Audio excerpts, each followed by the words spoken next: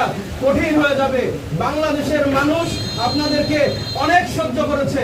আমার ভাই বোনের উপরে গুলি চালানো, এই অবস্থা থেকে আপনাদেরকে সরে আসতে হবে।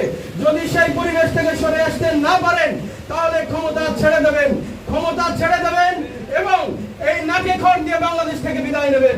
যদি বাংলাদেশ থেকে যেতে চান সসম্মানে, তাহলে আমার ভাই বোনের উপরে, আমাদের বাংলাদেশের মানুষের উপরে বন্দুক গুলি এগুলো পরিহার করুন। এবং একই সাথে বলে দিতে চাই, জাতীয় পার্টি ছাত্র সমাজের সাথে একাত্মতা ঘোষণা করেছে।